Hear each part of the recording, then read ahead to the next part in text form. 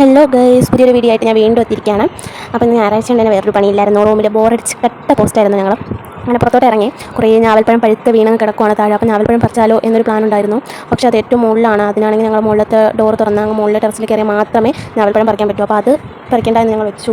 പിന്നെ അവിടെ നേരെ ഞങ്ങൾ വിട്ടത് മാങ്ങ പറിക്കാം എന്നൊരു പ്ലാനിലായിരുന്നു. അങ്ങനെ ഞങ്ങൾ മാവിൻ്റെ അങ്ങോട്ട് പോവുകയാണ്. ഒരു തോട്ടി അവിടെ ഉണ്ട്, അതേച്ച് മാങ്ങ പറിക്കാം എന്നൊരു ഉദ്ദേശം ഞങ്ങൾക്കുണ്ടായിരുന്നു. ഞങ്ങൾ അങ്ങോട്ട് പോവുകയാണ്. നല്ല വെയിലുണ്ട് ഗീസ്, തണ്ണി തന്നെ വെയിലിരിക്കും. മുകളിലോട്ട് നോക്കിയപ്പോൾ ഇങ്ങനെ പറിക്കുമെന്ന രീതിയിൽ 2 മാങ്ങയിൽ കിട്ടിയാൽ മതി എന്നാണ് ഞങ്ങൾ പോയി. അങ്ങനെ 2 മാങ്ങ ഞങ്ങൾക്ക് കിട്ടി. ഞങ്ങളത് നേരെ റൂമിൽ കൊണ്ടുവന്നു. ഉപ്പ് കൊണ്ടുവന്നിട്ട് അത് കണ്ടിച്ച് ഉപ്പ് കൂട്ടി ഞങ്ങളത് കഴിച്ചു. ഓക്കെ ഗീസ്, ഞങ്ങളങ്ങനെ തോൽക്കാൻ തീരുമാനിച്ചിട്ടില്ല ഗീസ്. അങ്ങനെ ഉച്ചയ്ക്ക് വന്നപ്പോൾ നല്ല വെയിലായതുകൊണ്ട് 2 മാങ്ങ കൊണ്ട് ഞങ്ങൾ പോയി. വൈകിട്ട് ഞങ്ങൾ വീണ്ടും ഇറങ്ങിയിരിക്കുകയാണ് മാങ്ങ പറിക്കാനായിട്ട്. എന്ത് ഇപ്പം ഞങ്ങൾ 5-6 മാങ്ങ കൊണ്ട് പോകും. അങ്ങനെ ഞങ്ങൾ കുറച്ച് മാങ്ങ ഞങ്ങൾ പറിച്ച് മാങ്ങയാണ് ഗീസ് കാണുന്നത്. അതിൻ്റെ 2 പഴുത്ത മാങ്ങ ഉണ്ടായിരുന്നു. പക്ഷേ ഒരെണ്ണം മുറിച്ചപ്പോൾ അത് ഭയങ്കര പുഴുവായിരുന്നു. രണ്ടാമത്തത് മുറിച്ച് നോക്കി, ഒരു സൈഡ് പുഴു തിന്ന് പോയി ഗീസ്. ഒരു സൈഡ് നല്ലതായിരുന്നു. അങ്ങനെ ഞങ്ങൾ ആ സൈഡിൽ 2 പേരും കൂടെ കഴിച്ചു. പിന്നെ ബാക്കി മാങ്ങ ഇരിക്കുകയാണ് ഞങ്ങൾ അടുത്ത് ഗീസ്. അങ്ങനെ അതിൽ നിന്ന് 3 മാങ്ങ എടുത്ത് ഞങ്ങൾ അരിഞ്ഞ് ഉപ്പിട്ട് വയ്ക്കാനുള്ള പ്ലാനാണ്. അപ്പോൾ ചേച്ചി അത് അരിഞ്ഞുകൊണ്ടിരിക്കുകയാണ്. നല്ലേ ആൾ അരിയുന്നതിൻ്റെ ഇടയിൽ ഓരോന്ന് വീട് അകത്തോട്ട് വെക്കുന്നുണ്ട്. പിന്നെ ചേച്ചി കഷ്ടപ്പെട്ട് അരിഞ്ഞ് എല്ലാം അരിഞ്ഞ് ഉപ്പിട്ട് വിരവിയൊക്കെ വെച്ച് ഞാൻ എൻ്റെ ഇടയിൽ പിന്നെ കൈയിട്ട് ഓരോന്ന് വാരി കഴിക്കുകയും ചെയ്തു.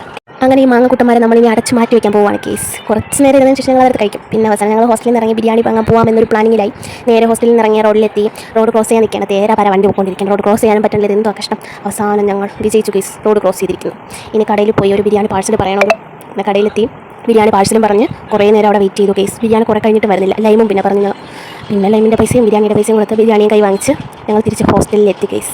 പിന്നെ റൂമിൽ വന്നിട്ട് ബിരിയാണി അഴിച്ച് വെച്ച് ഞങ്ങൾ കഴിയും തുടങ്ങി. ഇനി അടുത്ത വീഡിയോയിൽ കാണുന്നത് വരെ ബൈ ബൈ.